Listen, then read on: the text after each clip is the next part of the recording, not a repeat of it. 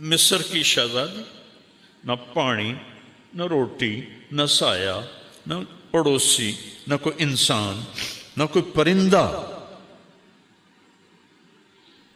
وہ کن قدموں سے گئی ہوگی کبھی سوچو تو صحیح. اور ابراہیم جیسا جس کی اللہ تعریف کر رہا ہے، ان ابراہیم کان امتا قانتا للہ. ابراہیم ایک بہت بڑے سردار تھے. یا امت کا مطلب ہے قائد، بہت بڑے قائد اور سردار تھے. اللہ کے لیے اپنے آپ کو وقف کیا تھا.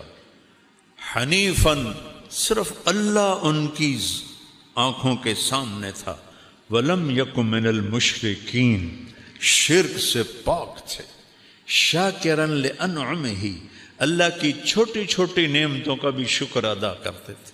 یہ جمع قلت ہے، جمع کثرت نہیں ہے. انعم تو اس کا مطلب بنتا ہے کہ چھوٹی چھوٹی نعمتوں پر بھی اللہ کا شکر ادا کرتے تھے. اجتباہ، پھر تیرے رب نے ان کو چنا. اجتباہ کسے کہتے ہیں؟ جب آپ جاتے ہیں نا دکان پر سودا لینے، آج کل آم ہیں تو آپ کہتے ہیں 2 کلو آم تول دیں، تو کیا کرتے ہو؟ آپ خود آم اٹھاتے ہو، اے پا دے، اے پا دے، اے پا دے، خود چنتے ہو.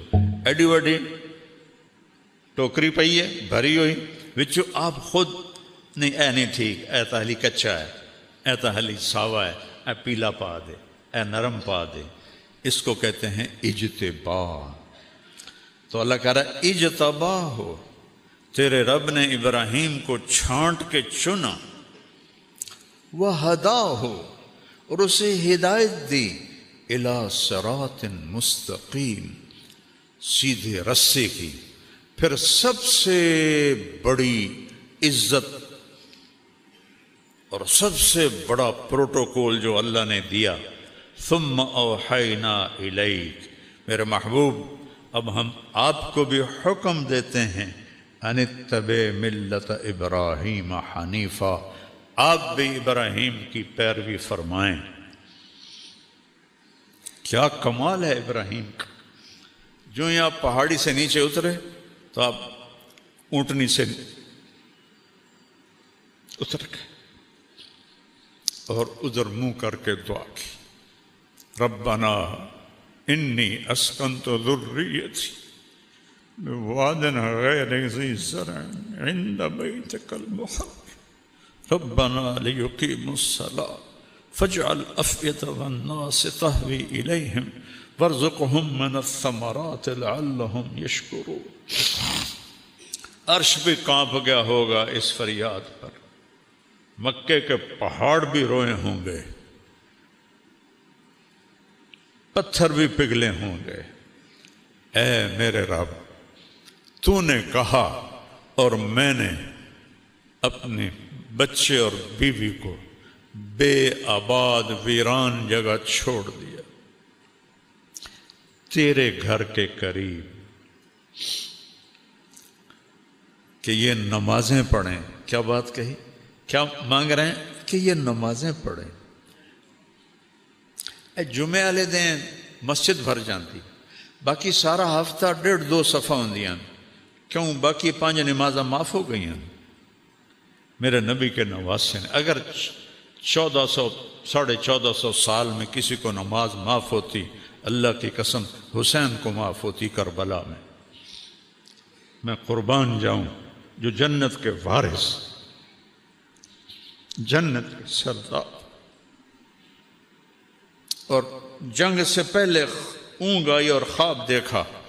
اللہ کے نبی خواب میں میرے بیٹا میں لینے آ چکا ہوں. گل مک گئی. پھر نماز کا وقت ہوا تو شمر سے کہا نماز پڑھنے دے، جنگ روک دے، نماز پڑھنے دے.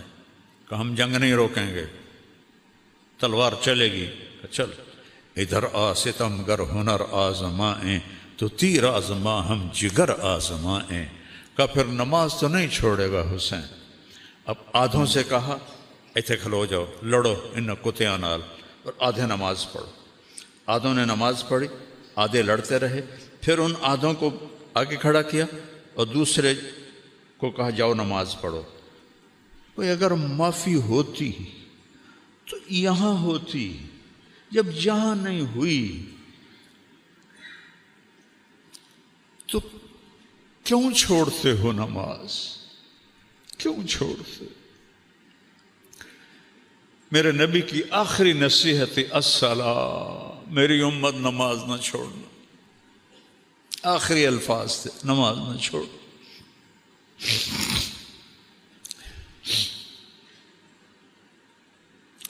کیا دعا مانگی؟ یا اللہ یہ نمازیں پڑھیں، فَاجْعَلْ أَفْئِدَةَ النَّاسِ تَهْوِي إِلَيْهِمْ، یا اللہ لوگوں کے دلوں میں ان کی محبت ڈال دے، وَارْزُقْهُم مِّنَ الثَّمَرَاتِ، ان کو پھل عطا فرما، لَعَلَّهُمْ يَشْكُرُونَ، تاکہ تیرا شکر ادا کریں۔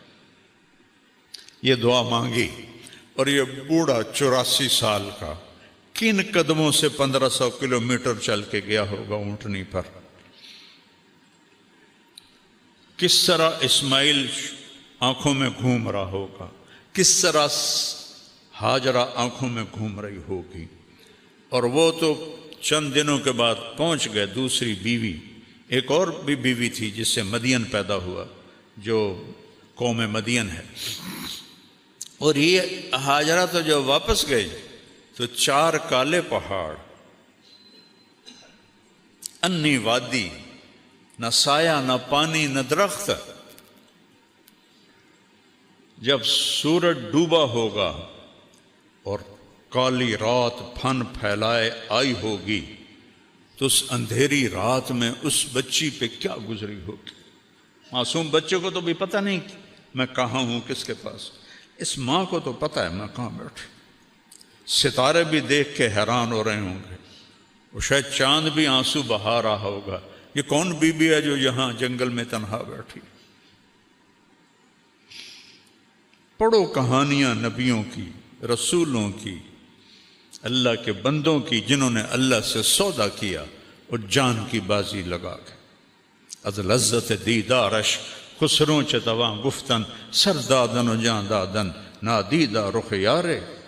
یا امیر خسرو، یا اللہ ابھی تو تجھے دیکھا نہیں اور سر کٹا دیے، اور بوٹی بوٹی جسم سے کھینچ لی گئی، آگ میں جل گئے، پانیوں میں بہا دیے، مٹی میں دبا دیے۔ تجھے دیکھے بغیر جب یہ عشق کا حال تھا، جب تجھے دیکھیں گے تو کیا حال ہوگا؟